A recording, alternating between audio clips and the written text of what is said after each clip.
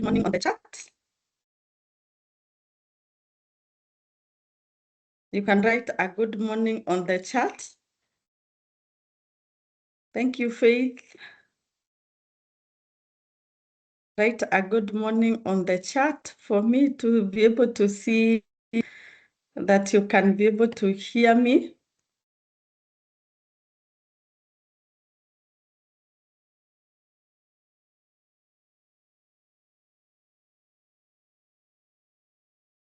I'm going to read a few of your chats, and you can also tell me you're watching the webinar from where. Just tell me there. Then you also going to share the link with a friend. We tell them that we are on, and it is going to be very short. It's going to be an hour, a few minutes, so that you can be able to be here. I know it's a wonderful Friday. We are having a wonderful Friday, all of us. I'm hoping so. I'm hoping that we are having a wonderful Friday this morning. So you can tell me you're watching. I can see you. I can see you. I can see you. Can see Nancy, Fabi, Duncan. Tell me you're where. Where is your location? And today we are going to discuss about the finance bill. I'm also going to have a few of insights on the trends. And you're also going to tell me on the chat on the other trends that you know. I know when you come to learn here, there are so many things that you also know. So I'll also ask on the chat, what is that new that you know that would also be interesting for everybody to be able to come and learn. So karibuni sana, you can share the link to a friend, My co-host, you can share the link on the chat. Tell people to just come in. We are ready to proceed. I can see someone from Uganda, Kampala. Oh, I'm just hoping you're interested. Or are you a Kenyan or are you doing business in Kenya that you'd want to know more about taxes? Eldoret, I can see Alex from Nairobi, Ali CBD, Nancy Westlands. Karibuni sana sana sana. And if it is your first time to be able to see me, we host a lot of webinar every month. We host 3 webinars every month. We start with this one, tax trends. There's always something that is going on, whether it is at KRA, whether it is a tax case that have been defined. There's always something new out there. So we always have this. Can see someone from West Pokot. Thank you. So there's always something new to share. Then we do a sector-based webinar, and then we also do a topic. And I'm going to share the dates for this month of May, and I'm hoping that you're having a good time. I know we are having a crisis for filing because of the issues that we talked about, the validation process. I really talked about that the other time.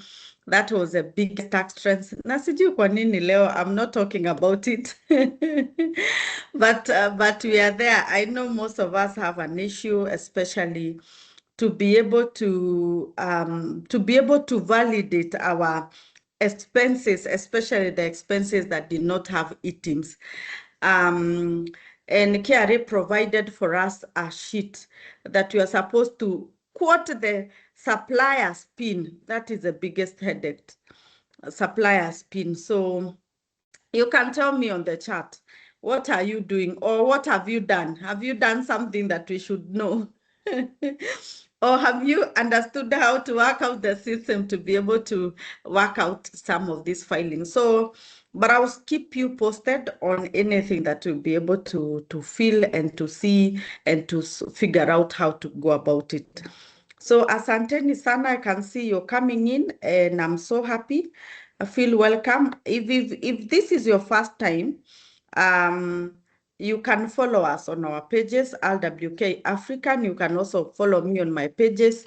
And I'm also going to, my co-host is also going to share a link where you're going to share your email so that we can share the notes. So those also emails, we send you emails to make sure that Coril, representing the county government of Nandi.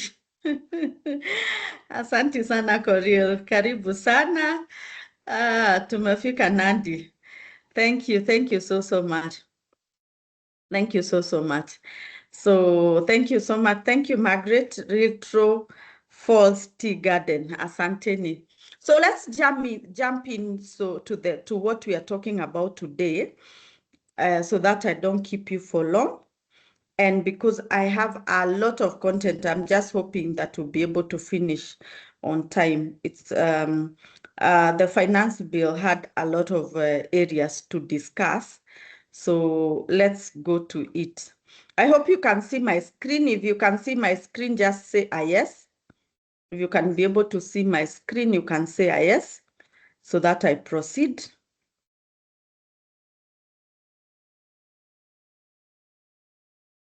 If you can see my screen.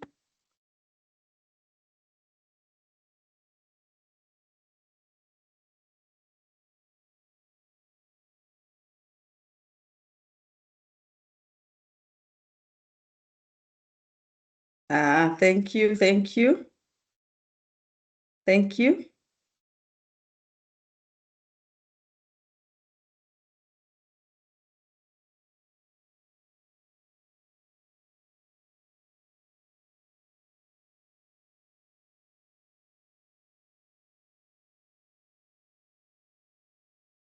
So can I proceed?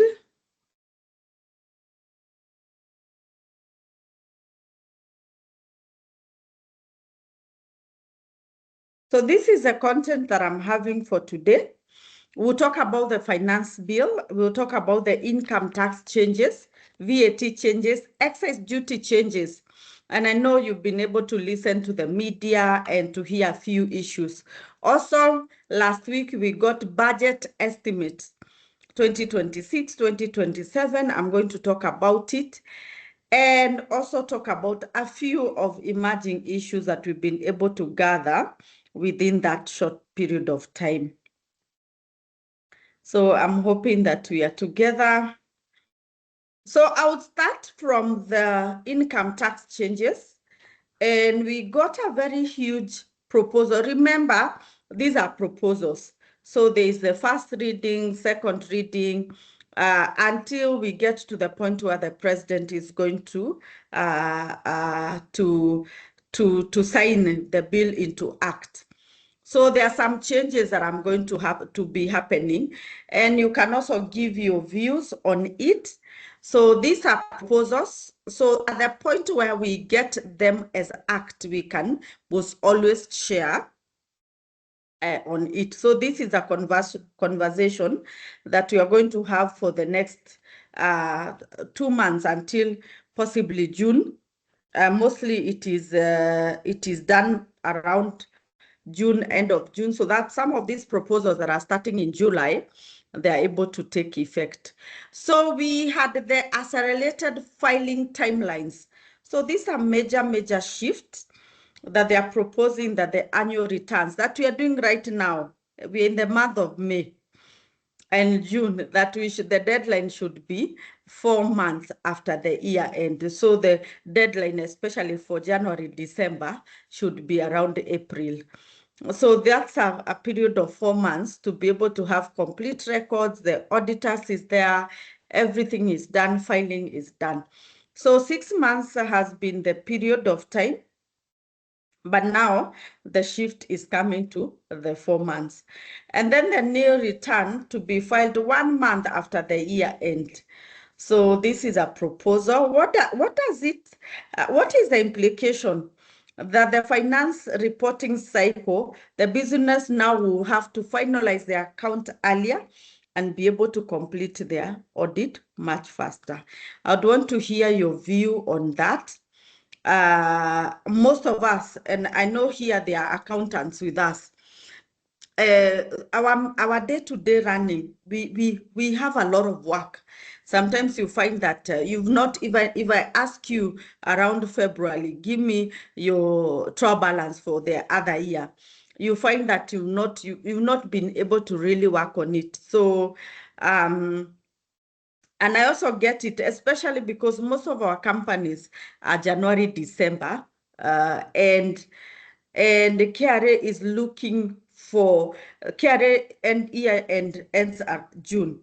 So the part where we have to really push at that particular point, I think that also comes in to possibly have such things, such a proposal. For me, I feel I don't know how many of us will be able to rush that much. But we've also talked about that this is a proposal. The other proposal is that the increase of monthly rental income, MRI tax, from 7.5% to 10%. This was done, the change to 7.5% was done last year, especially when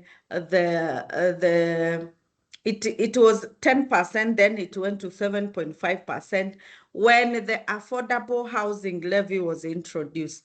So the landlords were supposed to do 7.5%, and the affordable housing levy at 1.5%, coming to 9%.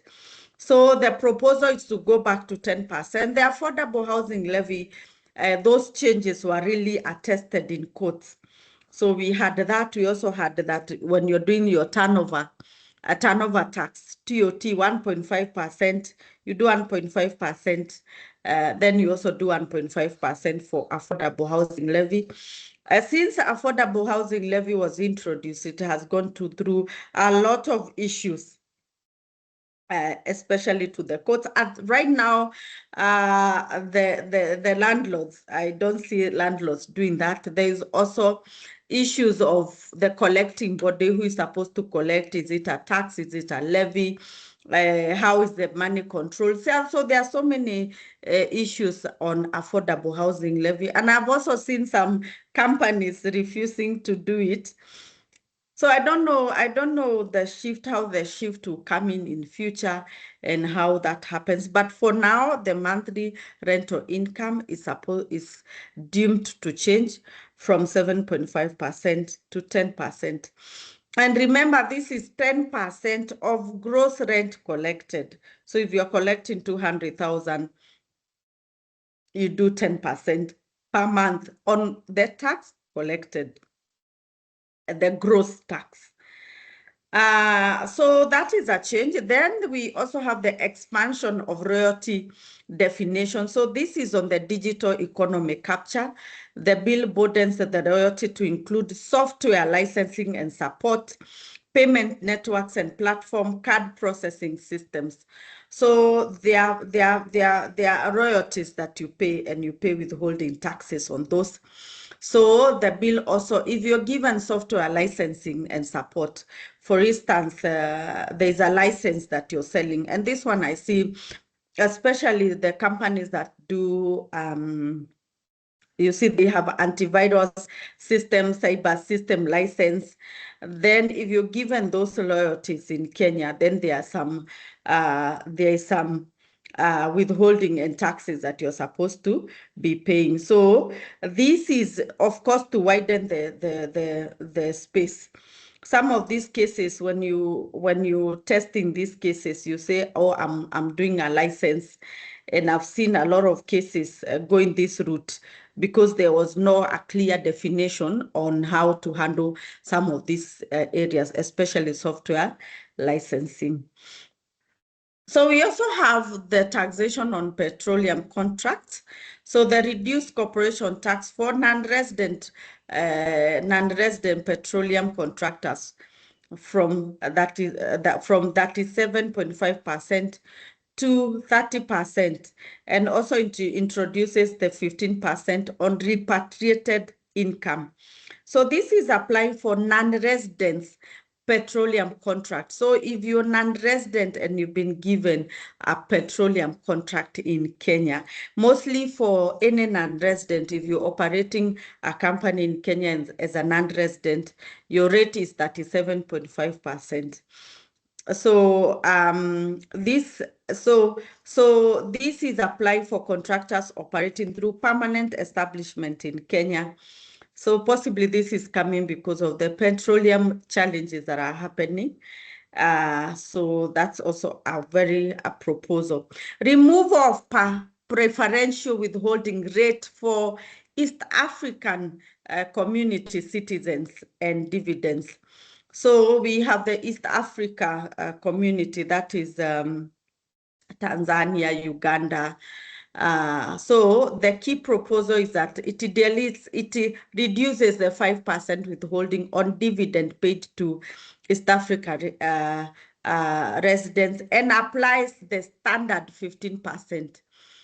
So I don't know why this proposal is there. So if you're having an non-resident and you're doing some activity, they give you, for instance, they give you consultancy. This is a US, for instance, a US non-resident, they came, did a consultancy in Kenya. There's a withholding. So for the resident, you're supposed to do 5%, which was also for East Africa community. 5%. But now it is being proposed to 15%. The same way if a US citizen came and they did a consultancy, you're supposed to do 15% withholding. So the same way for East Africa.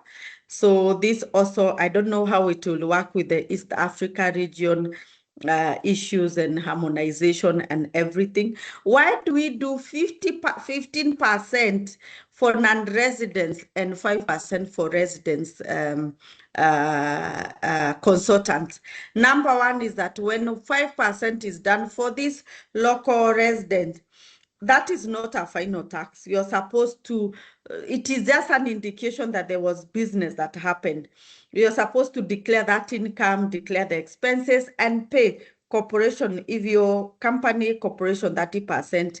If you're individual, the graduated scale, but you also say there was a 5% that was withheld on my behalf.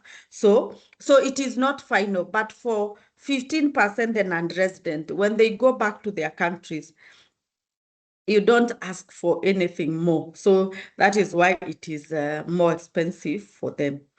Gratuity exemption reforms. So current position, the gratuity paid into registered pension scheme is tax exempt. So no requirement of length of service applied even to short-term employees. So the proposal is that tax exemption only applies if the employee is 3 years continuous employment. So the contract at least 30, it should be 3 years. If it is lower, then those tax exemptions should not happen. It should not happen. So so that is a proposal. Sector-specific taxes. So we had also a bit of sector non-resident rental income tax. So we also have non-resident. Remember, we have the MRI that is affecting the residents.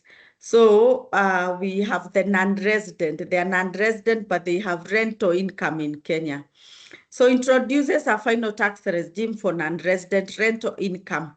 Applies to income from property located in Kenya. They are located in Kenya, but the owners are non-resident. So it moves from 30% withholding tax to a structured final tax system. So they want it to be structured and to be done on a monthly basis. So that is the change. We also have what I'm very sure this one, you know, mitumba imports, because this has been very, very vocal. The mitumba imports, and I've not seen the mitumba associations lobbying on this. So this is a point also where as a sector you can lobby and talk about the issues that you're going through, so that some of these taxes will be removed.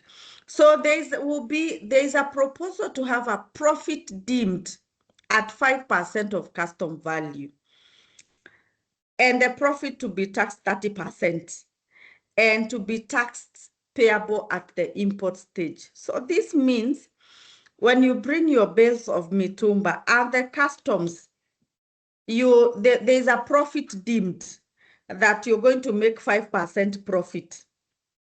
That you're going to make a profit of 5%. And when you make that profit of 5%, then that profit of 5% of the custom value will be taxed 30%. So for instance, if you import mitumba worth 1 million, they say they are proposing that 5% of that 1 million is going to be a profit. Then that 5% multiplied by a million, you can tell me is how much. Then you'll be charged 30% of that, and you pay it upfront. So that doesn't even mean you've sold the mitumba. You just bought them, and you pay for that. Then at the end of is it final? No. At the end of the year, you're going to do your corporation tax. Then you say, by the way, at the port, I was able to do 5%, and this is the money. So you're like paying your corporation tax at the point of entry. So you can contribute at the chat. Then I'm going to answer a few questions. There is also a proposal, deemed dividend rule tightening.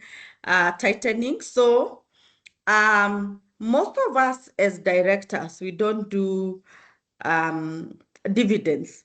We don't issue dividends. And you're supposed to, when you issue dividends, you're supposed to do a withholding of 5%. So it introduces a minimum 60% deemed dividend rule on undistributed profits. So if you have profits and those profits you're going to be to distribute them, that you're supposed to have a threshold of 60%. Otherwise, there should be a deemed dividend that you're going to be paying. So that deemed dividends will be chargeable to withholding taxes. And if you follow me on TikTok, I talked about this. We're currently going through tax audits where KRA is insisting if director did not pick dividends, or they're not dividends that are being shown anywhere, yet you made a profit, they are taking a percentage and charging withholding on those dividends, whether you took or you did not. So this is also strengthening the part where that they would deem that there were some dividends that you should have taken as a director. So we also have the expansion of withholding tax. This is on scrap metal. And scrap metal has been one of the biggest issues on tax. And I don't know if you're having customers, if I'm having people who are doing scrap metal, it has been one of the key issues that KRA has been going through and really monitoring how the business is going on. So the scrap metal transaction at 1.5, this is new withholding that is going to be introduced. 1.5% for both resident and non-resident. So if you're a scrap metal company, if you're selling to this, what do we call them? The company that manufacture steel, sminters, those that burn that steel. Most of them, they will do you 2% withholding, because all of them at the moment, they are withholding agents. They will do you 2% withholding on VAT. This is on income tax. So this is now on income tax, that beyond the 2% on VAT, then there will also be 1.5% on withholding tax. The way we have 3% on contractual fees, like if you're having a contract, beyond that person doing the 2% for VAT, if they are VAT registered, then they are also going to do you 3% on contractual fees and the contract 3%. The same way that scrap metal that is being introduced. So so that is also something that if you're in the industry, you can go and lobby and get a hearing. Gambling winning at 20% for both resident and non-residents.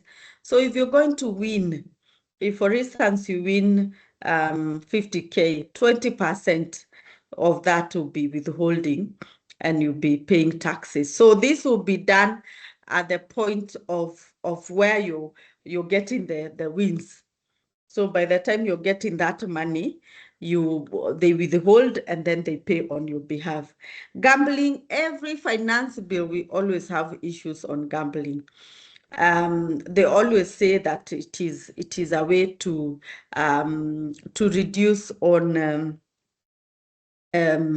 sometimes to just make people not do it. But at the end of the day, if you're going to win 5,000 and you're told 20% of 5,000, that's about 1,000, is going to go to taxes. You can tell me about it, but it also shows that gambling is also has remained for the past 5 or 6 years, has it remained to be one of the industries that are making money. So this will ensure that the tax is collected and sourced, and it is also targeting the informal sectors, especially the scrap metal is basically in the informal sector. So we have the capital gains tax exemptions. So I was talking about income tax. Let's come to the capital gain.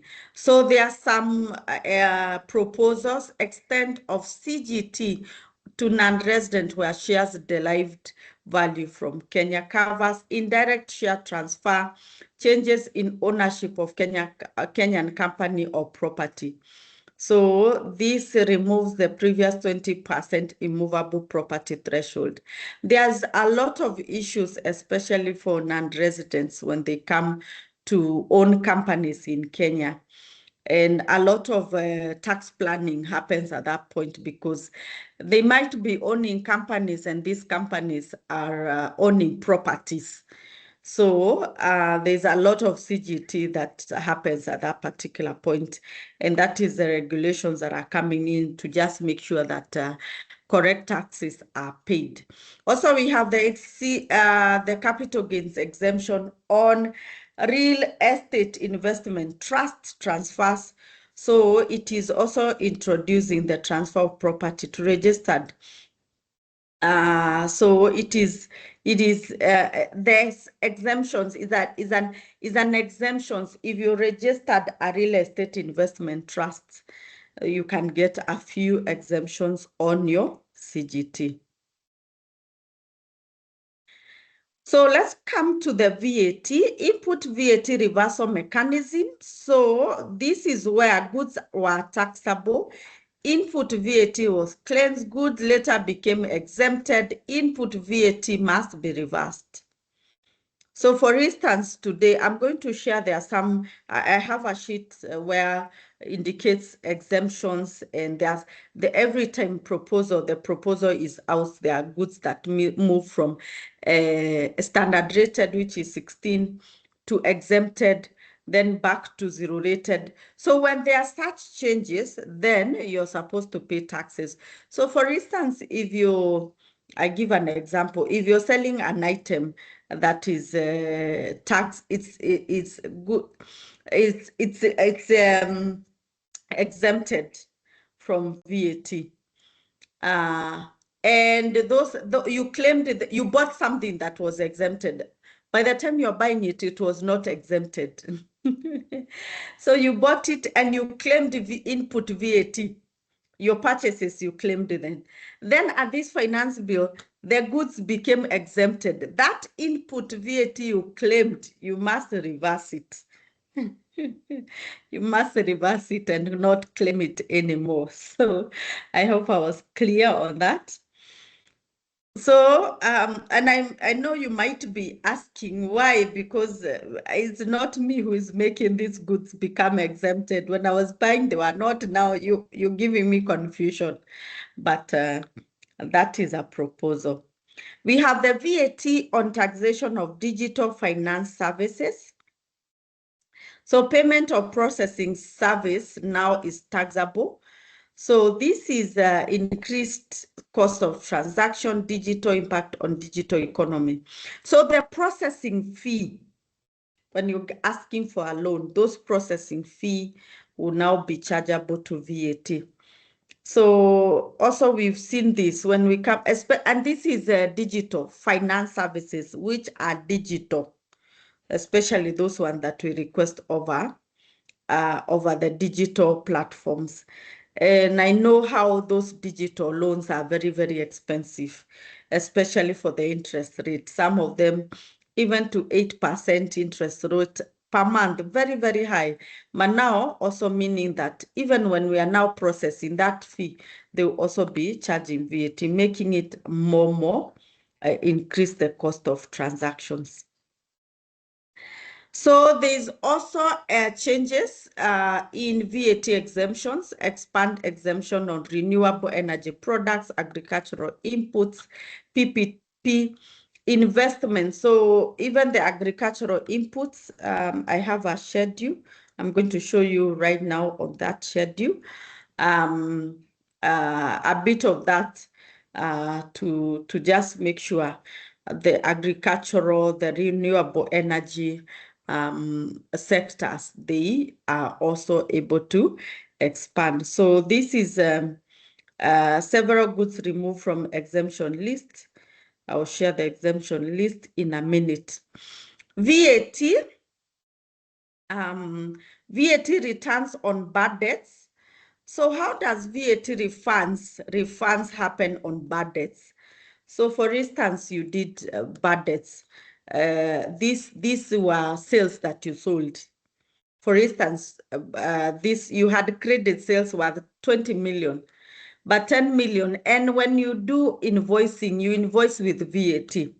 Remember today, if you do in any invoicing, you're using eTIMS and you did VAT, possibly you did that VAT of 20, 30 million. And later, that person did not pay you and you have documentation to show, but you claimed you paid that VAT, you can request for that refund. Now it increases the waiting period from claims for those claims from 2 years to 3 years.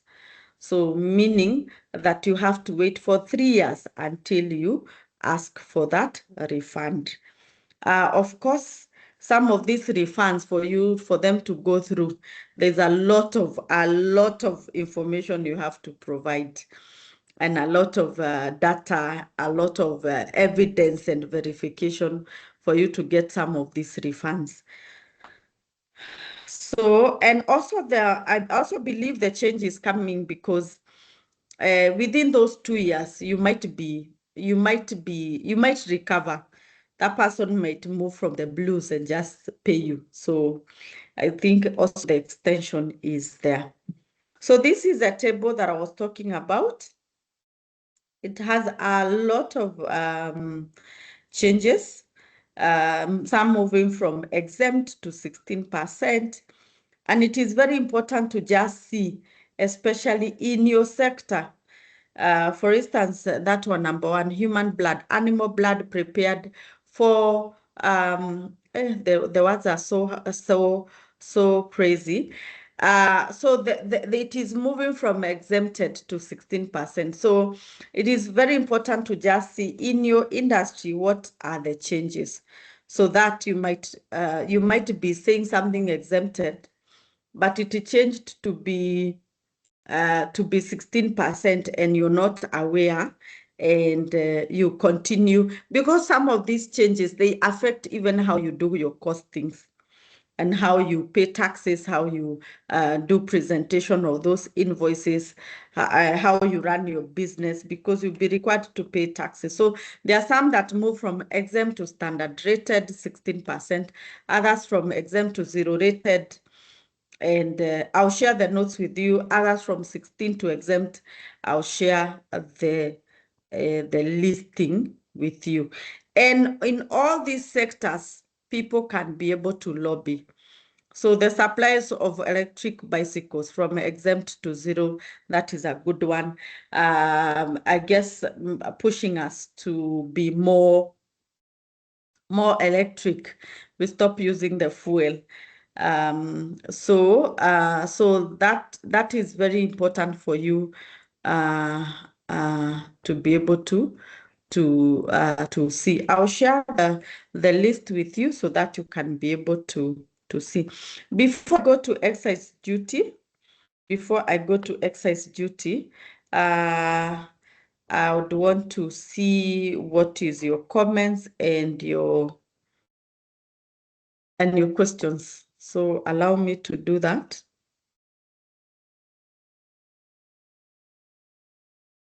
So that I'm not talking to myself. The rule of VAT refund is crazy. Do they appreciate that computation of cost of goods is dependent on whether they are VATable or not? How can I expect to be paid VAT on goods I did not charge the customer VATs in the first place?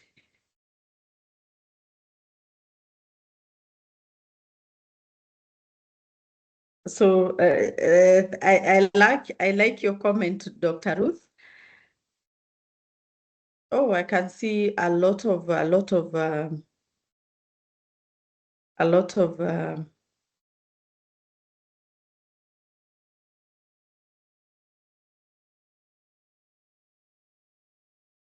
so I can see a lot of your comments. Explain. Okay, let me see. Gambling should be taxed punitively, like tobacco and alcohol. Patrick, is only that you don't gamble. By the way, our economy, our citizens have an issue with gambling. So the gambling market is companies are making money. So KRA will always look at the companies that are making money and impose more taxes on them. Gambling,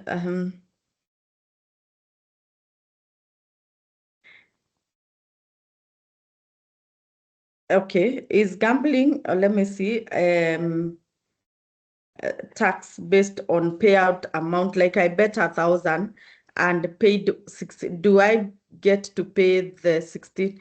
Okay, for the gambling companies, all these taxes is taxes on the company, not on the people who are doing it or on the people that are receiving the money. So all these taxes are done at the company. Right now, when you gamble, I believe there are excise duty. When you send that money, there's excise duty on those monies. And then also also now they want to also input that when you win, there is the withholding that is being done. So because they cannot control the rest of you when you receive that money. And at the end of the day, what is gambling money? Is it business at the end of the day? The natural business set that I made sales, then I had expenses, I made profit. I believe gambling does not fall as a business when you're doing it as a gambler. But as a company, it is a business. So most of these taxes are surrounding the company, inputting excise duty, VAT, withholding, and so that they can be able to control, and they can also be able to get taxes on those big profits that they are making.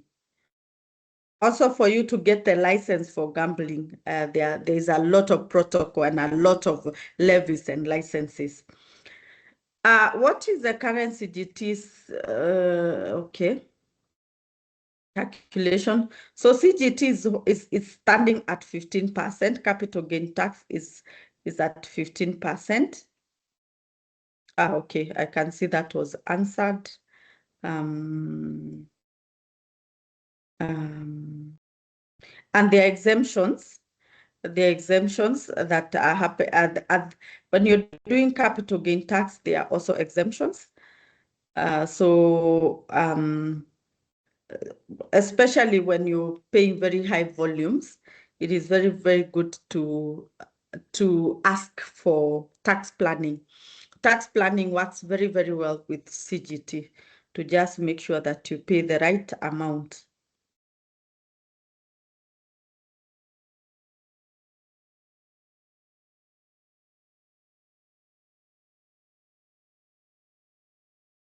Okay. When filing annual return for MRI, which is final tax, there is a session where the reports income, final, do not income. Okay. So when you're doing MRI, it's a final tax. And I know when you register in a company, the company comes with the corporation tax automatically. So even if you're doing MRI, the corporation tax is there. So you can do a new return. There's still okay to do the new return. The 10% will remain as a final tax for MRI.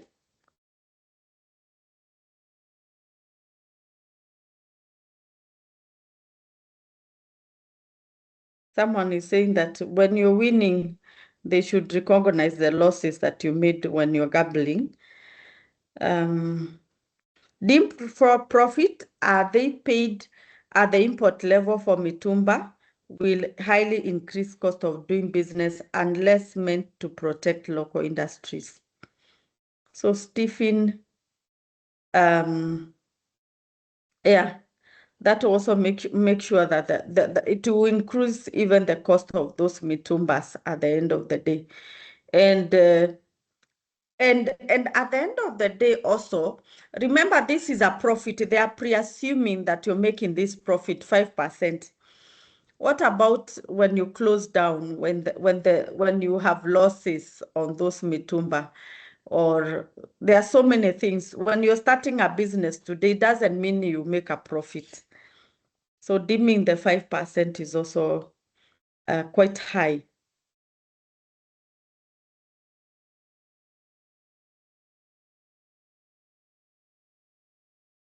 When you talk about supply of electric bike, do you mean product or service? The product itself, the electric bike itself. When you, the electric bike, the electric cars, there are so many exemptions on them because they are being pushed for us to reduce on the fuel consumption.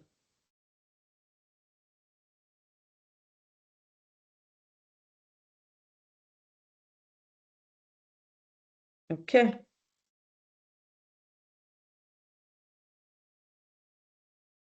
So you can continue asking the questions as I continue. Let's talk about excise, and then we see what are the taxes proposed. Leah is asking, is there a WhatsApp group? When you give him my co-host, you can share, the link where they are going to put information so that we can share the notes. Kindly share. I guess there is a phone number there. If you do want to be added on WhatsApp group, we can. We have several WhatsApp groups.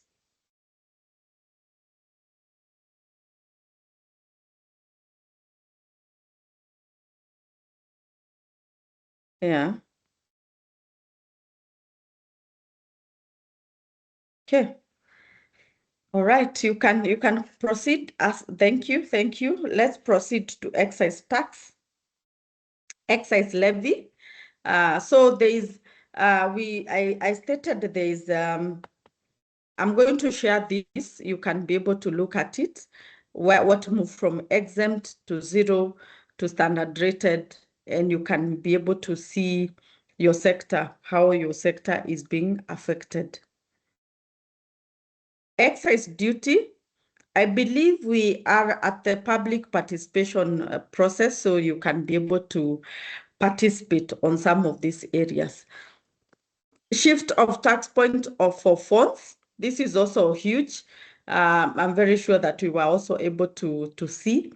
that the tax charged at the activation stage. I don't know how they are going to do the excise duty at the point of the activation stage.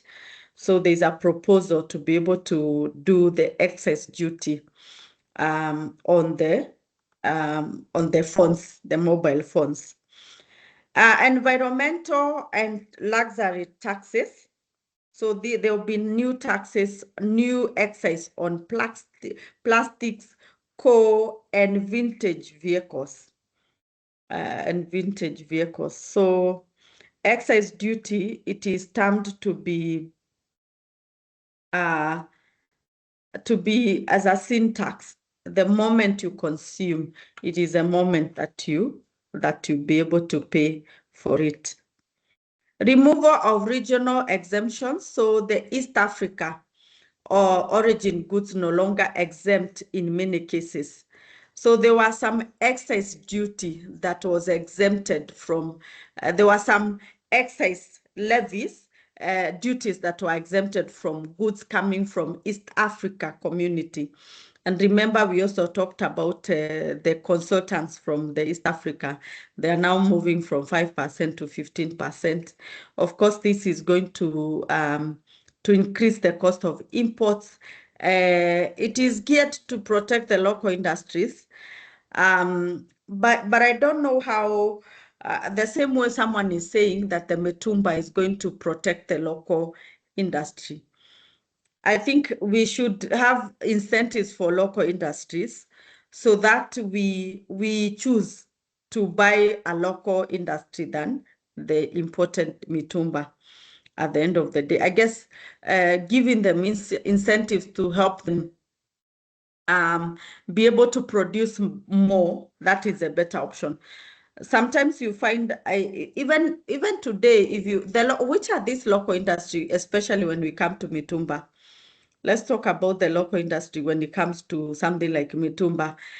The local industry is your tailor who you take a kitenge and they make a dress for you. How much are they charging vis-a-vis if you bought that same thing from Tumba? So the purchase of that kitenge, first of all, is that a production done in Kenya, or are we still doing imports? So it's looking at the industry so that we also don't make the clothes so expensive. And then at the end of the day, the also local production is not getting any help. So we get a lot of items from East Africa community. So I'm also hoping that there will be a consideration on that. Betting and gaming, excise duty also. So excise now based on amount deposited. So they wanted to broaden the definition. This includes cash transfers, credit token, and any funding method removes exclusion like horse racing, wallet limitations. So this is going to widen the tax base. So there's a lot of excise duty on betting and gaming. So you also pay on that. Also on virtual assets, that is crypto and digital transactions, they propose to introduce excise duties on fees charged by virtual asset service providers. So that is also expanding the taxation into the digital economy. So we also have a proposal to extend excise duty exemption to goods applied to the National Intelligence Service, NIS. So previously, Kenya KDF National, so they want to extend the excise duty exemption. This is an exemption on the goods supplied to the NIS, the Kenya Defense. So NIS previously from KDF and National Police, so they want to include the NIS. So if you do any goods supplied to especially these defense forces, you find there are so many exemptions on VAT, and they now want to extend the excess duty. Of course, when you're doing these supplies, you must get those exemption certificates. So I've also seen people make that mistake. You do those supplies and you don't get those certificates. At the end of the day, the contract that you receive or any invoicing done to them might not help you. So make sure that you also get those exemption certificates to just cover you. This is mostly if you're dealing with vatable goods and then you just get a contract to supply them and you start doing exemptions. It is very important to have those documentation. This is also something very huge. I'm very sure that we also were able to hear about it, the tax amnesty extension. So this is on the Tax Procedures Act. So they extended to cover liabilities up to 31st December 2025. So previously we covered until 31st December 2024.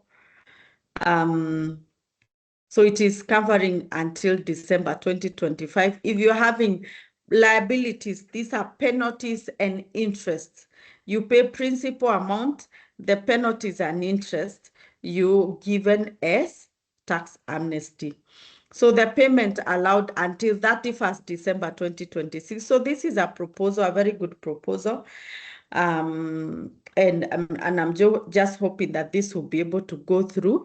The time period is very short, so you can imagine from now until December 2026 for you to be able to cover all your principal amount to be able to enjoy this. I'm very sure by the time this goes through around July, we'll be having 6 months. So remember previously, for those 6 months, you do a payment plan for your principal amount. So some of us, I don't know how much principal amounts we are having for us to be able to enjoy this. And you pay your principal amount and then you get the amnesty. So I'm just hoping that is able to be to go through. Also on the tax procedures, we have the anti-avoidance power. So the commissioner has powers to disregard tax avoidance schemes, recalculate tax. So there are so many tax avoidance schemes that we do, especially some of us when we are doing tax planning. So when the commissioner is able to detect some of these avoidance schemes, even if an assessment was done, an additional assessment was done, they can be able to recalculate taxes. And especially when you're going through this investigation, KRA has powers to go beyond the 5 years. So if you're going through investigation, it can even be pushed to the point where you started the company. So even if it is 20 years, an investigation can recalculate until that period of time. Pre-populated of tax returns, this is where we are. So it is on the tax procedures. KRA can generate returns using items, financial records, third-party submissions. And right now we saw KRA able to generate returns for income tax in the month of April through the items data. I don't know how many of us received that email that was telling you we have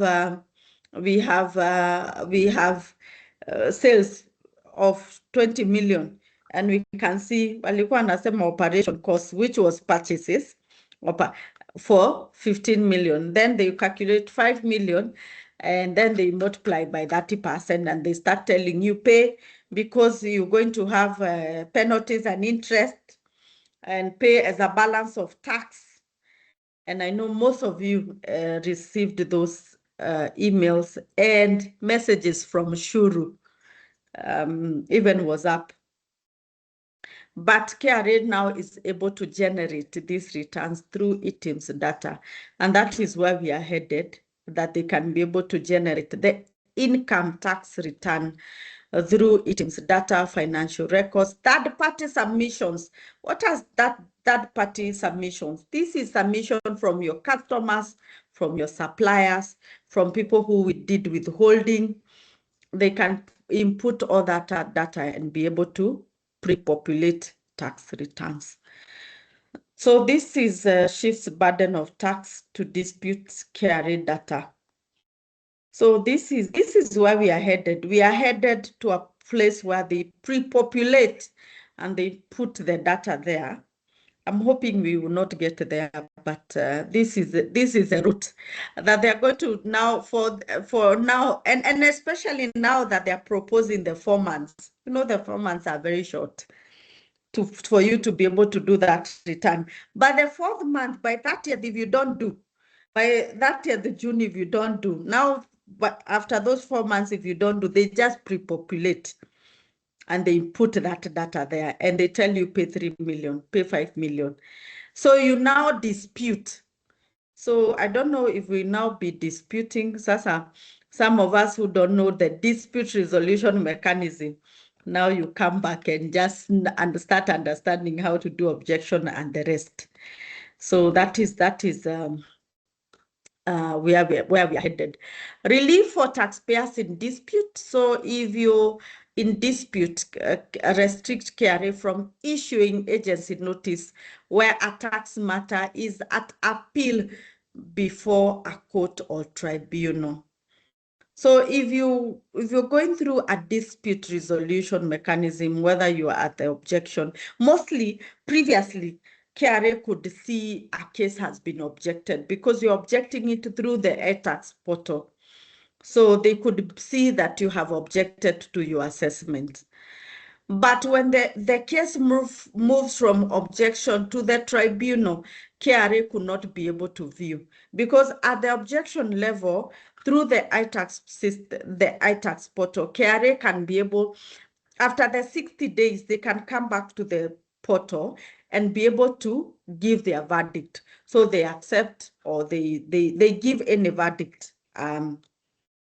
So that one at the objection level you could do. But if you proceeded to go to the tribunal, to the ADR, to the court, they could not be able to view what is happening. So they start sending you agency notices telling you we need the payment of this money. So it was us tax agent who go back and give them data, information on the ADR, on the tribunal, on the high court, and we say we are still proceeding in the case, so don't issue the agency notice. By the way, KRA also stated, hiyo sijaiona mahali, I've gotten it inside, they have a case management tool. Is a system that they're inputting, a case management tool, that all the cases will be input there. And you can see they can be able to view at the back end where the case is at, how the case is proceeding, so that they don't. Sometimes you feel you issued a letter today, the compliance teams issues an audit, then the audit teams issues another audit, then investigation issues another one, and you're like, what is going on? So they want to avoid such scenarios and scenarios like this, that they can be able to know themselves without us coming back and when they are asking you, pay us the money, you'll say, no, I'm at the tribunal. So, and if you're at all these stages, whether you are at the objection level, at the tribunal, at the ADR, you're not supposed to be questioned on that tax area. And there should be no agency notice issued. And also, if you're requesting for a tax compliance certificate, you should be able to be given. So we are still on tax procedures, heavy penalties for electronic non-compliance. So failure to issue e-Teams invoice, file electronically, penalty. So if today someone comes to your business and they ask you they buy something and you don't issue e-Teams invoice, automatically 100,000 will be done as a penalty. So penalty is 2 times the tax or 100,000. So mostly I find KRA, they'll just go back and just do that penalty automatically to your iTax portal. So that's what I had for the finance bill. I'm hoping you've been able to really learn something and to be able to see all the proposals. I don't know which affects you the most or which you like the most. You can tell me on the chat. Tell me on the chat as I discuss the budget. So I guess I have 2 slides on the budget. No, just a slide, and then I go to some emerging issues. Yes, I'll be able to finish in the next 10 minutes, then I can answer a few of your questions. So were you able to look at the budget estimate? Were you able to look at the budget? I believe last year it was about 4 trillion.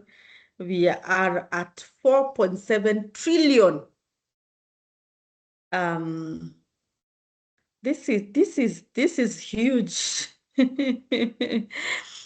And the projected revenue that should come from what we are doing should be at 3.5 trillion. So KRA last year, I believe the other year they were able to get to about 2.7 trillion. I don't know how how this will happen. So already there is a budget out there with a lot of deficit. So pressure for collection will always be there. And that's why we're seeing a lot of teams push to just widen the tax base and so many issues because the budget is quite high. And the allocations were as follows. And I don't know if on the chat we also have some economists. They should tell us why we have the recurrent expenditure at 3.4 trillion. That this money, actually, yes, two-third of this money is recurrent expenditure. What is recurrent expenditure? It is paying, now what do you say? It's a budget. It's what is paying teachers, doctors, education, and if you're keen, they had also stated the different sectors, how much money they are going to receive. As in, recurrent expenditure is the money that we need. If you're in a home, is the money that you need to survive every single day. So it is two-third, meaning that the third, which is very, very small, it is only very, very small to go to the development expenditure. And that's why you find that when there is a deficit of money, the development is what suffers. So that's why you cannot see the developments happening because the recurrent expenditure, it is too high. If you're very keen on budget, you can follow and just be able to see. But this budget affects how the collection of taxes is happening. It affects the pressure that KRA goes through and the pressure they also input on the taxpayer. So that is the importance of understanding the budget and the processes. Can I talk about emerging issues, a bit of them? So the rent income crackdown. So KRA is actively, this is something that we've seen from January to date, actively using utility data, bank deposit, tenant verification to track landlords. So if you have a landlord, KRA stated that a very small percent, actually they stated 6% to 10%, landlords are paying MRI and paying taxes. So a lot of aggression on this area. We have seen a lot of what do we call them? Surveillance. Apologies for the noise. We've seen a lot of surveillance, people going to the buildings to just do this. So, and they also have a system, a new system that they want to launch to the landlords, that they're going to be using that system to be able to do their taxes. So, so this is a very huge area. And if you're a landlord, then you should be able to know that this is happening. Aggressive e-teams enforcement. I've really talked about e-teams and the pressure that we are going through. KRA has transformed e-teams from a reporting tool to a control system. By the way, I'll do a TikTok on this one. I've seen in the past, I guess, 1 month, since the special table thing left, now KRA is using e-teams. You go to you go to invoice. When you're invoicing, it gives you, there's an information it gives you. I didn't put it here. I guess I'll put it next week. It's giving you an information that you have VAT, you have e-teams irregularities, and it will not, and you'll not be able to produce that e-teams invoice. Imagine you've done a business and your customer is asking for the e-teams invoice so that you can get payment, and they just block the access of e-teams. So this is also very punitive. I'm just hoping. I don't know. I don't know how who will speak for taxpayers, because this is also something that is really affecting businesses, and there are places, there are customers that will not pay you until you produce the e-teams. So this is a supplies, and this is something that I experienced this week actually. This is supplies that you've been supplying. So you've been doing supplies to this company, and you've done supplies, and they're telling you, give us your items invoice, and you don't even know. The moment you go to do that items, it just blocks and tells you you cannot be able to invoice because you're having issues. And now you have to go to KRA to ask what are these issues. And they start telling you 100 issues. And then you tell them, it's okay, I'll solve the issues. Just allow me to use the e-teams because I need payment. I need to run the business. And they tell you, no, we need you to solve the issues so that you can get your e-teams back. And for you also to register another item, sometimes that person is pushed to the wall, and they're calling and they're asking, Regina, can I be able to have another items? Can I be able to just buy another items and use? How will you use it and you're still using without PIN? So the moment you want to register another items, it will not go through. Right now, if you want to open a company, it is giving you, there's a process. For you to get a PIN, there's also a process. For you now to now come and do items is a process. So these are some of the issues that are affecting. So items is now becoming a control system. So if KRA is having issues with you, they just switch it off. So that is what I had. I hope you've been able to really learn. I can go back to the questions. So ask your question.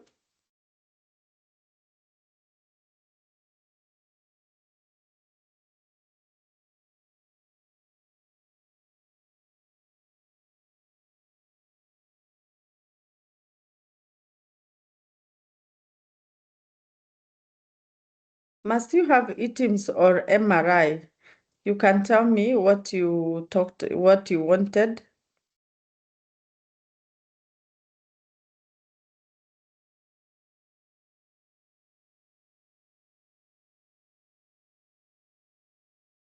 How can you handle a downward amendment that has tied your TCC due to liabilities? Charity, you can't. You cannot. If you remember, these assessments are self-assessment. You cannot tell KRA, I did an income tax of 100,000. No, now after that, you've even filed that return. Then you come and say, oh, there are some expenses I did not incorporate, so I don't want to pay the 100. I was actually supposed to pay 20. That will have a problem. You cannot be able to do it downwards. You have to do it upward for it to go through. So pay, if you made an error, charity pays for those liabilities. Pay for the liabilities, and then so that next time, ukwe careful. So, and then some of these things that you do, if you do that downward amendment, for it to go through, KRA has to verify. So they ask it to trigger an audit. So you're going to balance and say, do I pay for this liability or do I go through audit? And you're not going to go through audit for that return. You're going to go through audit for possibly an entire year or 2 years. So KRA are going to even raise more taxes. So some of those errors that you do, they can really cost you a lot. Assist, assist required on filing. Okay, okay. I can see a few that have been answered.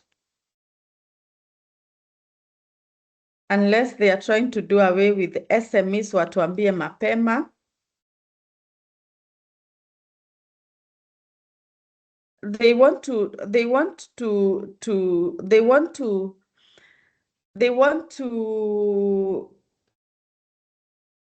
widen the tax base. They are saying there are so many SMEs that are not paying taxes. You can tell me about that. So ITIM's blocking is punitive, very punitive, very, very punitive. I'm just hoping that bodies that were able to lobby for special table, they can go back now and say, let's now lobby this one also. Must there be, let me see, I had seen something on insurance.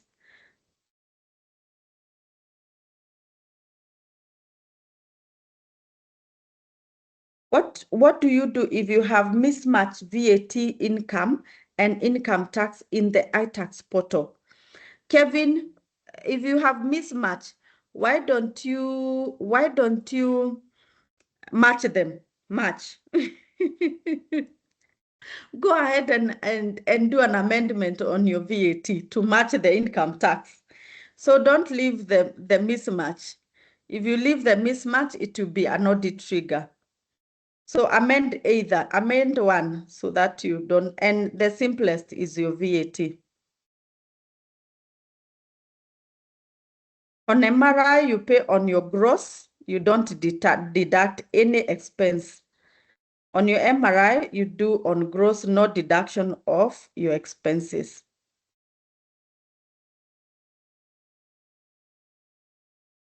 So what is the rental? I'll talk about it. Once I'll talk about it for the rental, the ITIMS is like ITIMS for rentals. So I'll talk about it. Come next month, I'll have a few slides on that.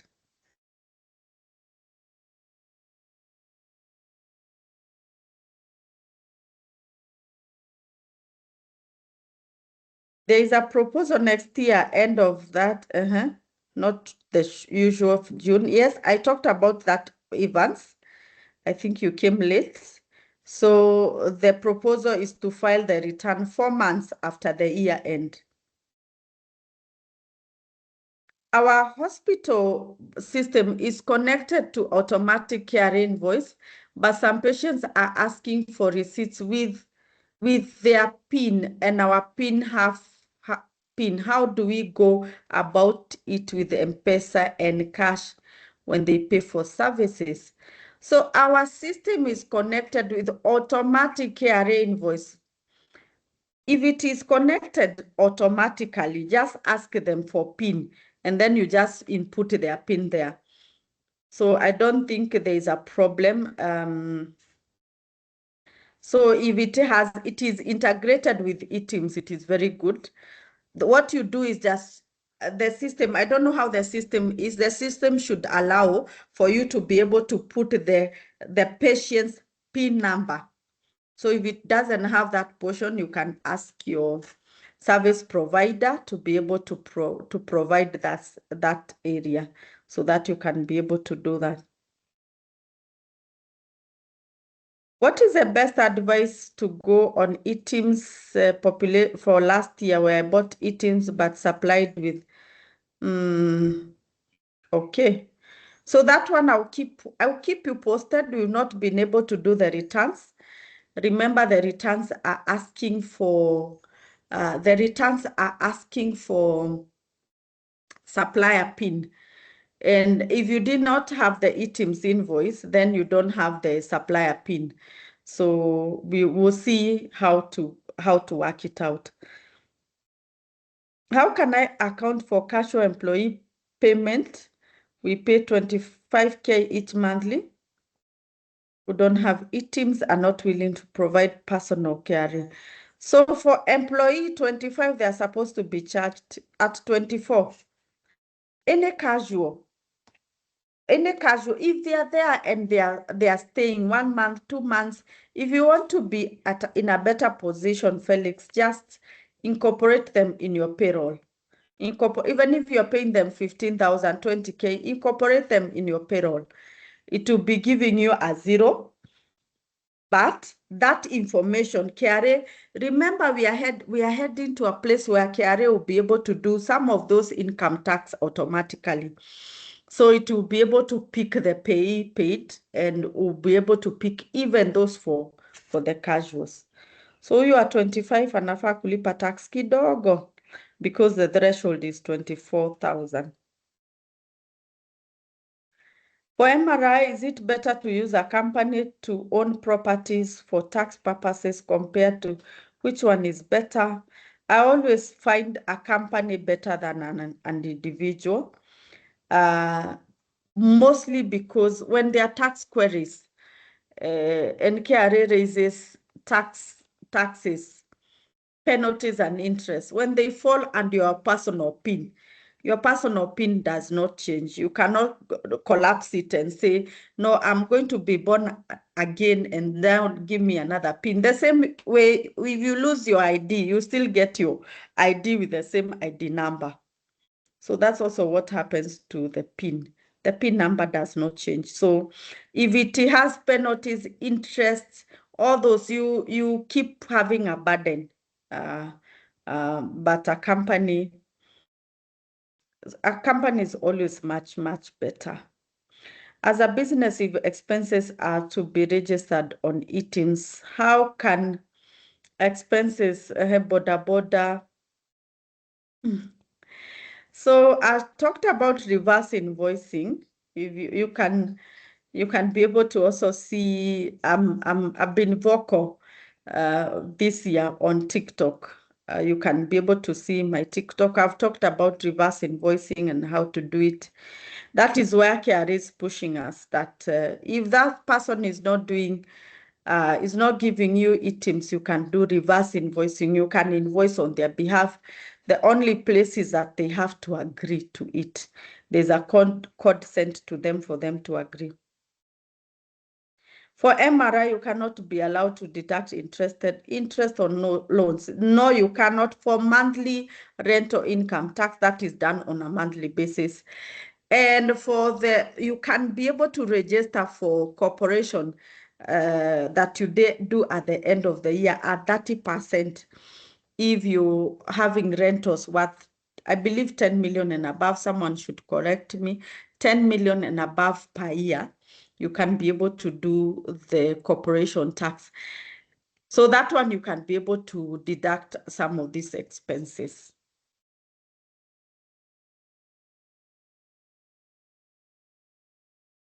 Is TOT better compared to income tax return? It is better if you're operating a smaller business. It is better.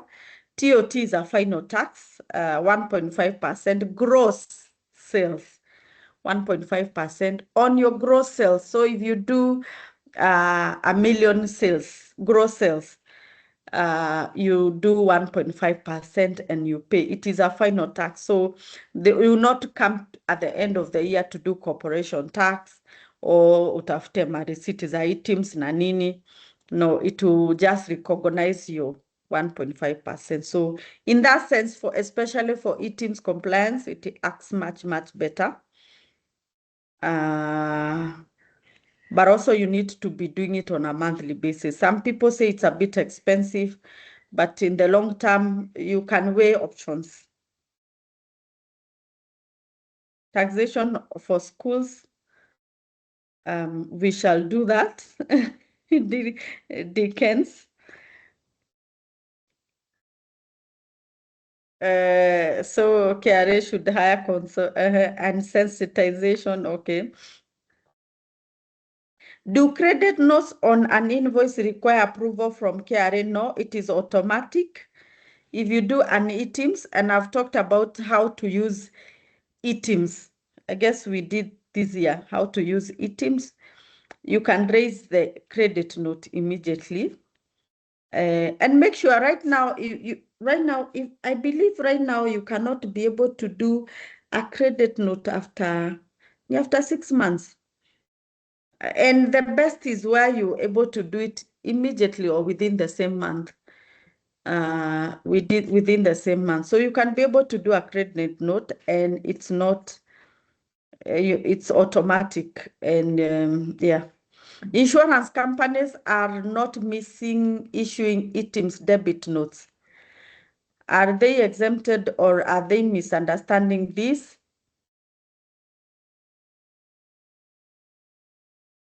Are they miss this concept of eTIMS compliance?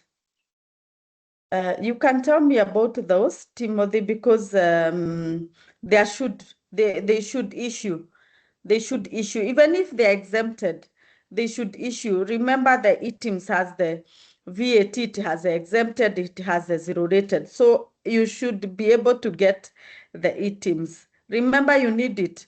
If you have paid for insurance, you need it to be able to show, in your income tax return.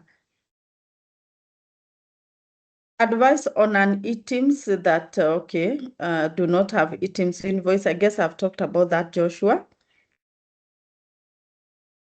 So we are there, we are waiting to see what happens.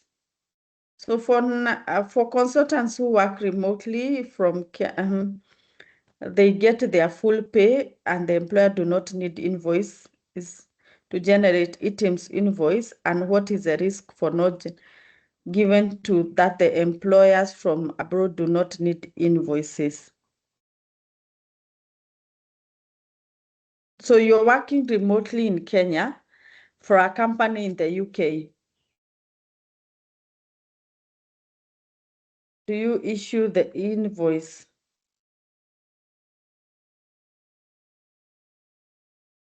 So if you, eTIMS is just showing that there was transactions that happened between you two. So at the end of the year, remember, there are so many companies that even filed last year. For instance, you're not eTIMS registered, and I know there are some companies even here with us that you're not doing eTIMS. You're not doing eTIMS at all, but you want to do your return. So when you come to your sales, that sale that you're going to put there, for instance, 5 million, 4 million, 5, 10, it will accept a sale, a higher value will accept of sales. But how will you account for your purchases and your expenses?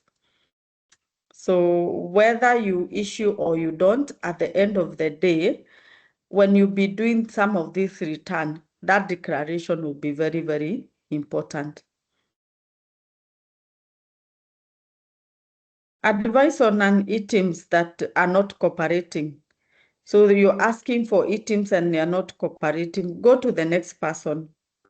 Go to the person who is willing to give you, because it will cost you at the end of the day. And for me, you can see the budget. You talked about a budget of 4.7 trillion. I foresee a lot of pressure to be able to get to that money they're asking, the trillions that they are there. So KRA sioni kirudi nyuma on some of these things.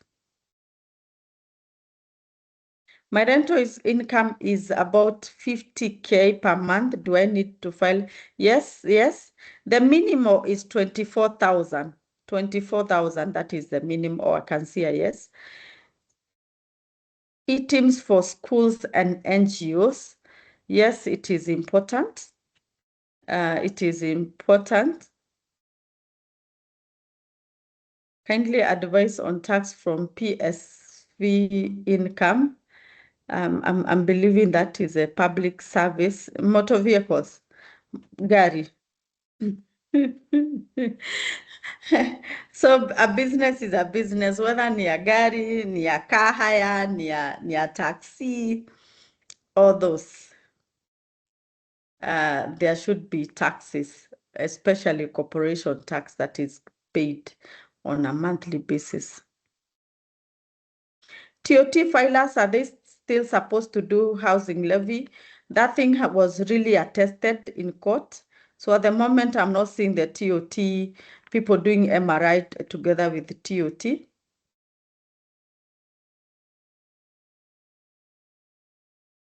So someone is asking for non-profit, we shall do that.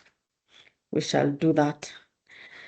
We shall do that. So asanteni sana, sana, sana, sana, sana, sana. You can keep the conversation. We always print out those questions, and those questions, they form part of our discussions.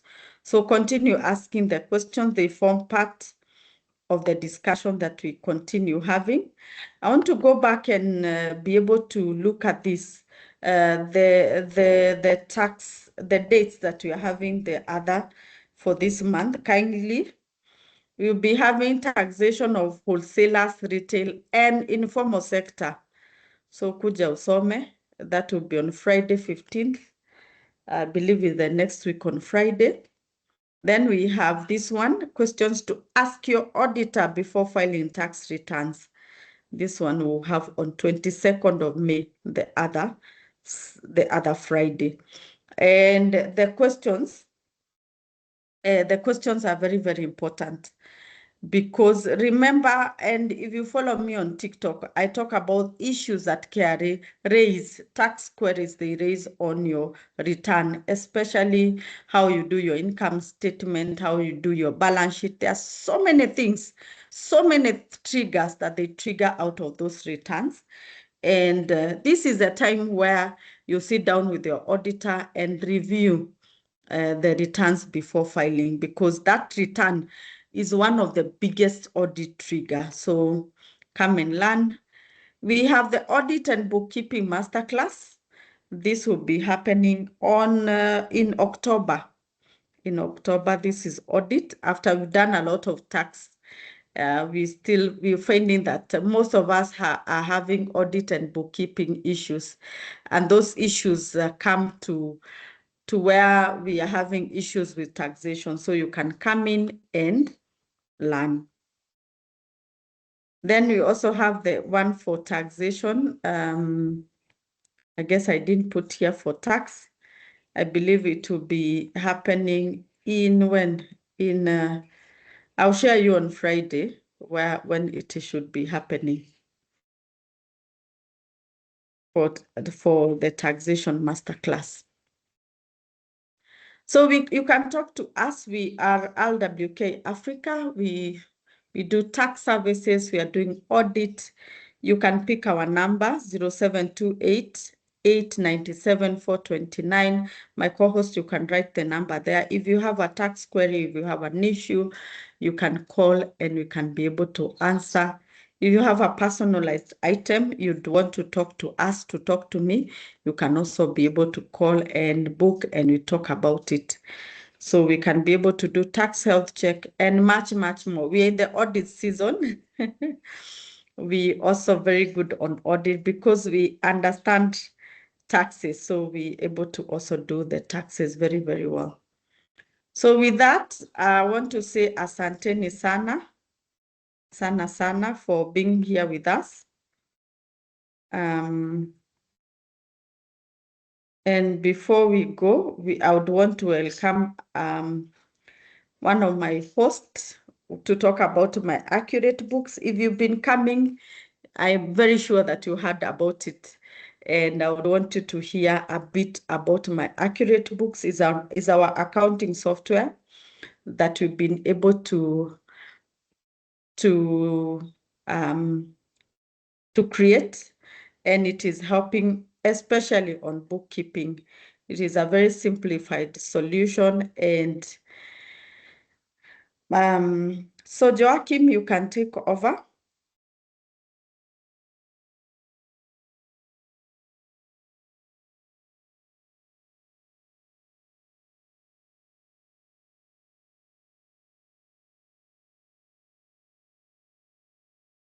Hello guys, welcome to my Accurate books. So I'll be able to take you through my Accurate books. So again, as Dr. Regina as a head consultative, talk about the taxes issue. So I'll take you through my Accurate book, bookkeeping software that you can be able to use it for your business, so that you can always have a clear records of your business to manage your business and track how your business is performing. So if you can see my screen, you can share a thumbs up.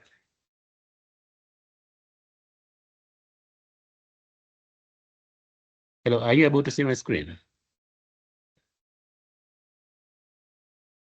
Okay, that's okay. So this is my Accurate books. It's a bookkeeping software that you'll be able to use it to track how your business is performing.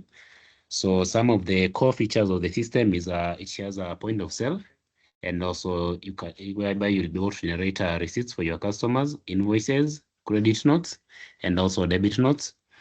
And also it has customer management, whereby you'll be able to input, add your customers on the system, so that again, you can always be able to have a customer history, generate customer statements, and also enable you generate invoices matching to the particular client you want to sell to. Then on the item management, you'll also be able to have a clear track of your items, so that you can always be able to set good reorder levels, manage your products, know how your stock levels are, and also you can always be able to tell whenever items are going low on stock, you can always be able to get to your supplier to bring in more items, and also send PLOs, that is purchase orders. Then also it has the payment integration to different to Accurate Pay, our wallet, and also M-Pesa, and also we are working on the bank integration. Then the multi-user access, again, the system, you can be able to use it different users on the system, and you can be able to give different permission to the different users, so that again, you can also be able to limit your financial data being shared out, so you can always be able to limit each user what they are supposed to access on the system. Then when it comes to the financial reports, you'll be able to generate different financial reports from income statement, balance sheet, and also the cash flow for your business in a single click. So those are some of the key features on the system: the inventory management, the POS, the purchases, where you'll be able to record all the purchases, generate purchase orders, and also transactional, where you'll be able to see all the transaction within the business, that is the money out and also the money in the business. And also expense management, you'll also be able to have a track of your expenses in the business, so that you can always be able to have a correct figure of the expenses that you incur in the business. Then when it comes to the accounting reports, you'll be able to generate different accounting reports from the balance sheet, cash flow, asset management, and also you'll also be able to create your different sub accounts, and also you can always be able to see your different journals. Then on the reports, you can be able to generate P&L, inventory, sales report, customer balances, collection, debtors, and also creditors. Then again, on the system, you can be able to run different branches under one account, so that you can always be able to track each particular branch as an entity and know each branch how it's performing. And also another aspect is the multi-business management. So the system, you can also be able to use it to manage different businesses, which have also different branches under one account. So that again, you don't have the hassle of having to create different accounts to manage your business. You can always manage all the businesses under one account. So those are some of the key features of the system. So I'll just log in. So you can also be able to access our website and learn more about the features of our system and also our story. So then I'll just log into my account, and then I can give you an outlook of a live account and how it looks and how you can be able to perform your different entries in the business.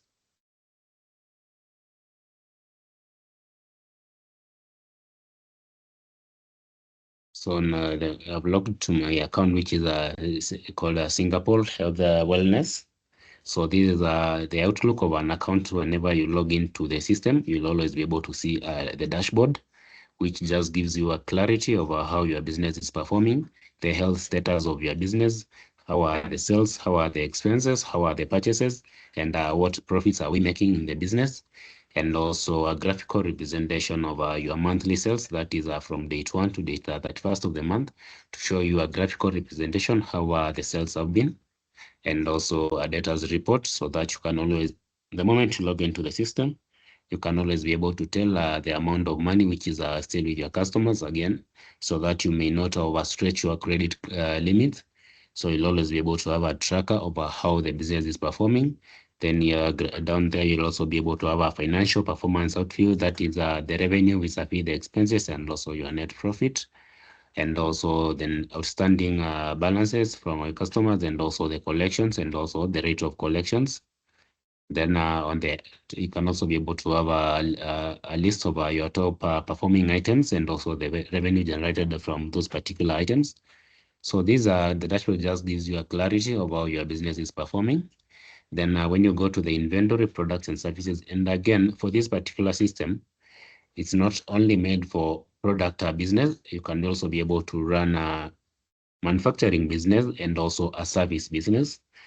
So when you come to the products and services, here is where you'll be able to input your different items that you sell.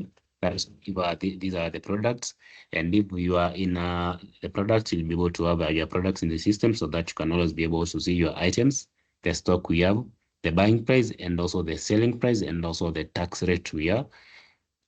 Then when you come to the raw materials, this is where you'll be able to input for maybe businesses that are in manufacturing.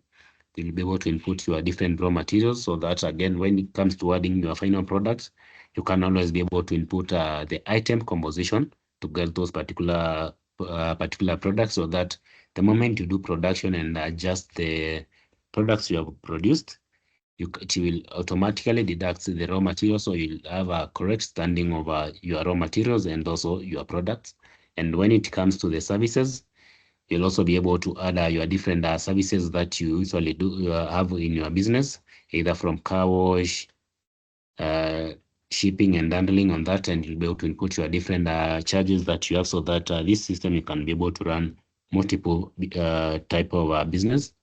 So then on the stock transfer is maybe where you have different branches. So you can always be able to do internal stock transfer from one branch to the other. So each branch can always be able to send a stock request from from the other branches, and then the person in charge on the other branches can be able to accept that particular request or approve it, and then the stock can be transferred from that particular branch to the other branch. And then on the stock control, it is for doing your stock takes. So if you do stock takes maybe once in a week, you can always generate a template on the stock take, do it through the system, and it will be able to tell you the items which maybe have a variance, and also the value impact of the missing items.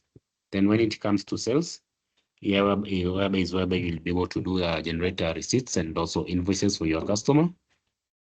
So you'll have a correct list of all the sales that have been done on a daily basis, weekly basis, monthly basis, and also the yearly basis.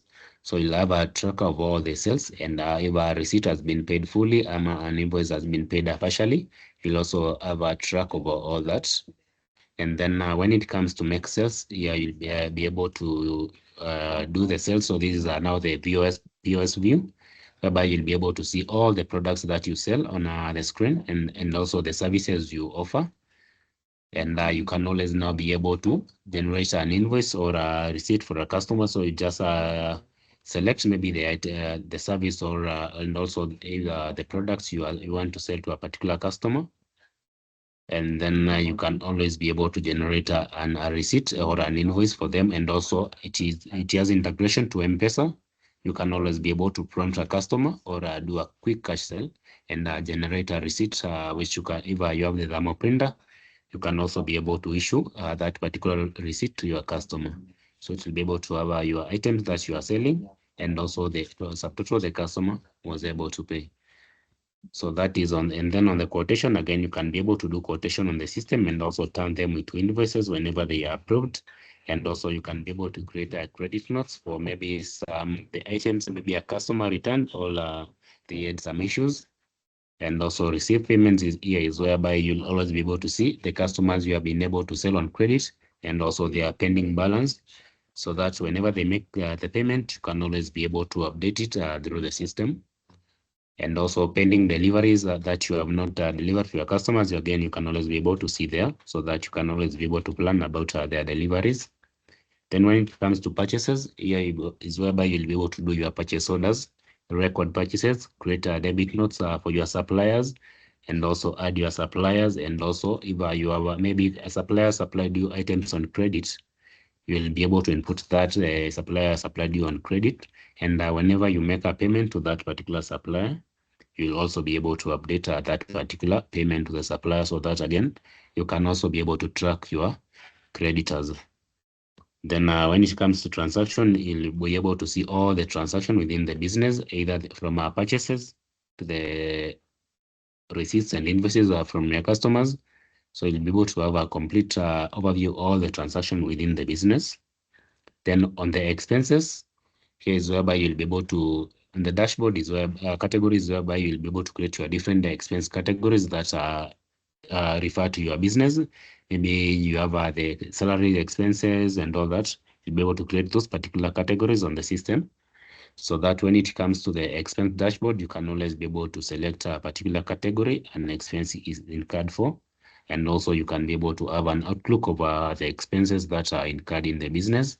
So that again, you can also be able to track on your expenses so that again, you can be able to manage your expenses on a real time. Then on the customers, you can be able to add two types of customers, individual customers and also business customers if you are dealing with the corporate. So when you click add customer, if it's an individual customer, you just need their names, phone numbers, and their email. And also if they had an opening balance before now you started implementing this particular system. If it's a business, you just turn the tab on business, input the business name, their KRA PIN, contact person. So again, their invoices will always be able to go with these particular credentials that you input on this area of registration of the customer. Then when it comes to the accounting bit, here is whereby you'll be able to create different sub-accounts of your business. And then on the journal of entries, you can always be able to see all the entries within the system that have been done on the system, so that again you can always be able to have a trail of that. And then on the asset, again you'll be able to have an asset management whereby you'll be able to input your different assets in the system so that when it comes to the balance sheet, you can always have a clear balance sheet of how the business is and how it's performing and what it entails. Then again, you can also be able to generate your different general ledger of the business, the trial balance, the balance sheet, and also the cash flow. That is the inflows and outflows of the business. So again, you can also be able to tell how your business is performing. Then when it comes to the reports, on the inventory reports, you'll be able to see what stock the inventory you have in the system and also the total value of your business, how much is it worth. You can always be able to generate that. Then when it comes to the profit and loss, again, you'll also be able to see the revenue generated from the different avenues of income, minus the cost of the goods sold. Again, you can always be able to generate your gross profit and then minus your operating expenses. So that again, you can always have a clear cut of what income you are making from the business and also a summary of all your expenses that are on the profit and loss. Then on the customers report, you can be able to generate data's report, customer balances, and also daily collections. Then again, you can also be able to generate creditors reports to see the suppliers, the ones you still owe them. Then sales report on either on a daily basis, weekly basis, monthly basis. Then on the user management is whereby you'll also be able to create the different users of the system. So if you have a salesperson, an accountant, you can be able to give them those particular rights in the system. And also you can now be able to limit the areas they can be able to visit on the system and what adjustment they can be able to do on the system. So if it's a salesperson and you want them just to manage the sales, you give them sales permission. So they can only be able to see the items they are selling and also the selling prices, and they cannot be able to adjust anything on the system. Then on the branches, if you run other different branches, again, you can be able to add them on the system so that you can always be able to track each particular branch on its own, and you can always be able to switch from one branch to the other branch without logging out of your account. So just switch and see how each branch is performing. If it's something you want to input in the other branch an entry, you can always be able to do so. Then when it comes, and also on the customization, you can be able to customize how you would want your different invoices or receipts or quotation to look like, so that again, you can be able to match your maybe corporate colors and all that. Then when it comes to the Accurate Pay, it's a wallet that you can be able to use it to manage your petty cash management in the business, so that you can always have a tracker of all the petty cash money that has been used on the system to maybe pay suppliers, pay cash flows and all that. So that again, you can be able to generate a statement for all the payments.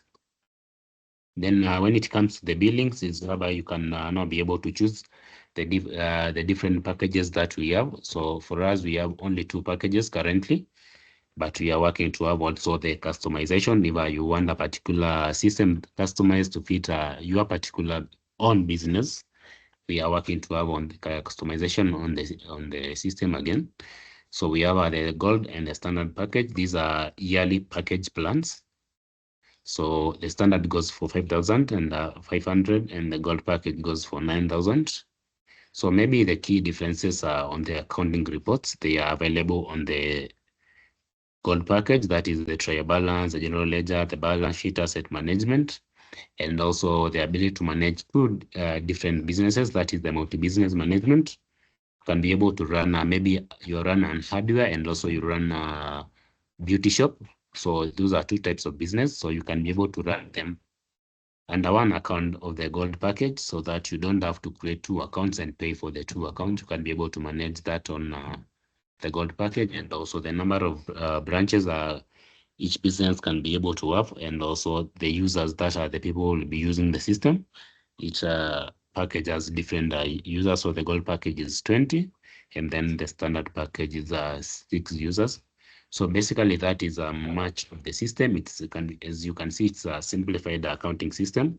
Even a business owner can be able to manage a business even without having so much accounting knowledge, because it is been simplified fully. And again, you can be able to run the business and generate all reports in a click. So that is basically more of the system. Will be able to manage your business anytime from either your phone and also from your computer, because it is again, it's a cloud-based system, so you can be able to access it whenever you are. So you don't have to be in the shop to see how the business is performing. You can always be able to log in wherever you are, see what the people you have left on the shop, how they are performing, so that again, you can always have a live data of your business. So that is more of the system. So if you have a question, you can drop them on the chat box, and then I'll be able to take a few questions.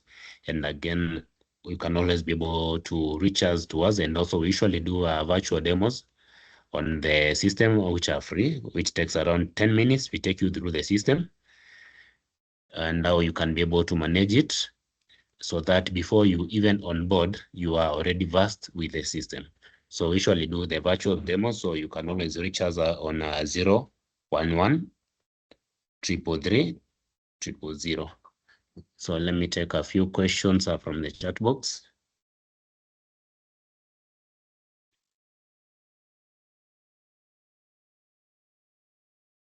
Yes, Belinda, you can be able to manage different companies in the system. So you can reach us out, and then we can be help. We can be able to show you how you can be able to manage different companies in the system.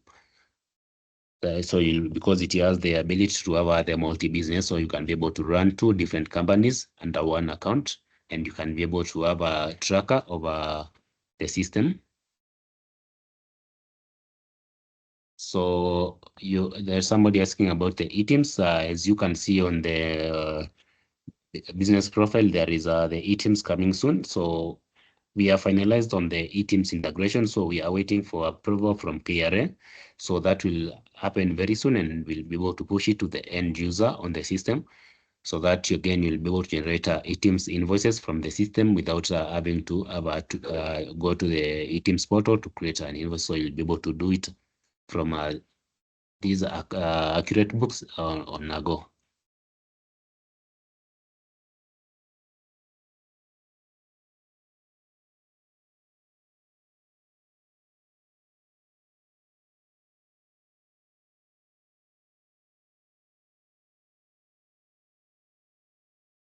So, Murigi, you have asked about the charges. I've talked about the charges. So you can, so the system is based on a subscription. So on a yearly plan, there is the gold package and the standard package. And as you can see on my screen, there is the gold package is 9,000 and the standard package is 5,000. That is per year, but you can be billed on a semi-annually basis or a quarterly basis again.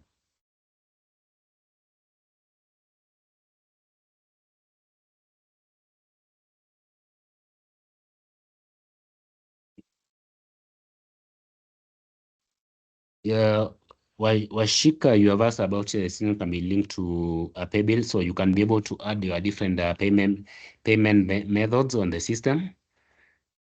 So you can be able to have your bank, your pay bill, and all that. Handa and Pay Group, I can see you are asking about the Singapore. Yes, my business is called Singapore because we are going to Singapore soon. So I have already booked my space in our next Singapore.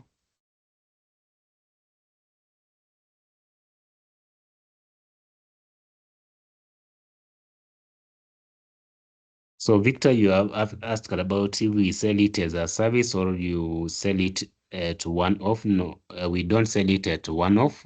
So the system is based on a subscription. So you can always be able to renew whenever your subscription ends. So in case you also have any other question, you can reach us on 0116 333 000 or chat us on our WhatsApp, and then I can be able to get back or fill in the form that has been shared, and then I can be able to get back and also talk more about accurate books and how we can plan also virtual demos so that I can take you through the system.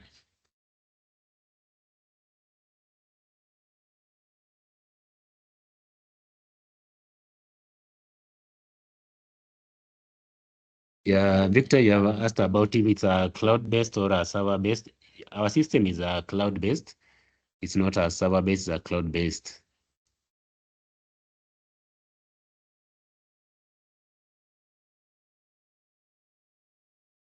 And again, you can click on myaccuratebooks.com website, and then again, you can be able to request a demo, and then I can be able to reach out or create an account, and then reach us on our WhatsApp channel, that is 0116 333 000, and then I can also be able to get back with you and talk more about my accurate books. And Paul James has asked about can it be used by a farmer? Yes. So for a farmer, can be able to use it to input all the expenses that they incur in the farm, so that when it comes to now maybe doing the sales of the particular item they are farming or animals they are selling.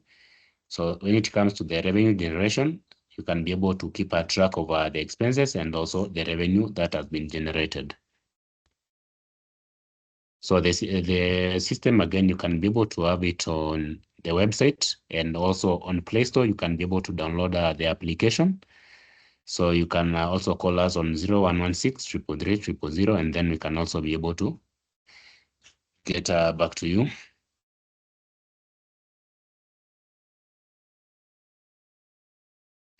Victor, you have asked about if the cost will increase when the moment you input items.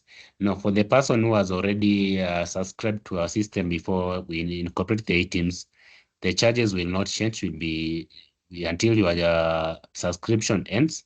So there is no cost incurred after that, and also you have asked about the maintenance. So our system we usually maintain at cost-free for the users, because again, it is a cloud-based, so we usually do the services from our end, the servicing from our end, so we don't have to, you don't incur any other additional costs.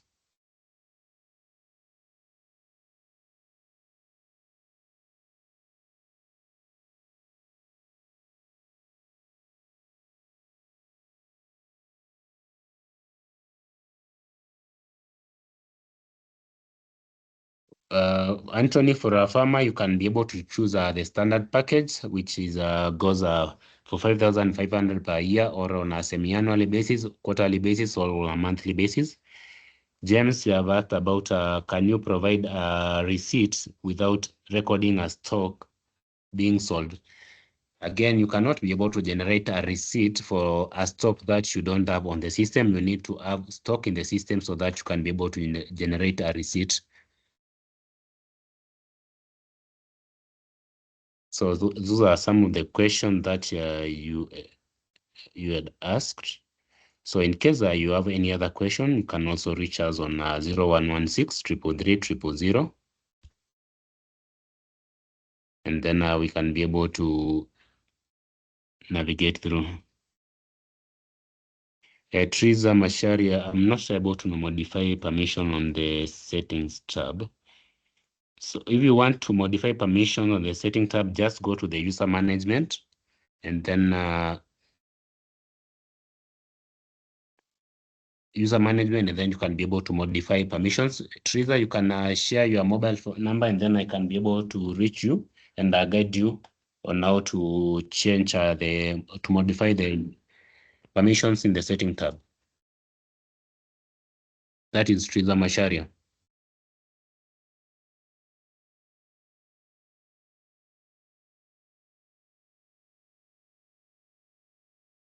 Or you can reach us on the 0116 333 000.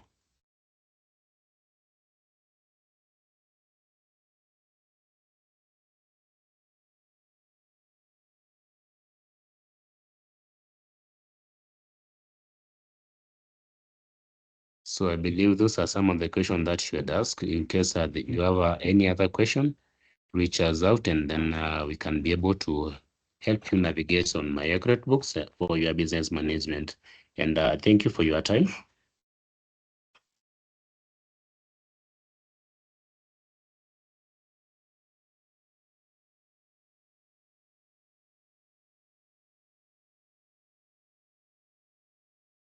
So Teresa, if you are not authorized, that means on the user management, just go to the user management and click edit the user, and then you'll be able to add the setting tab as a permission so that you can be able to modify the permission. But I'll reach out after the meeting, and then I'll be able to guide you. So James Bogo, because I think you are on our account system, I'll be able to get back to you and give you advice on how to have the data's control without stocks.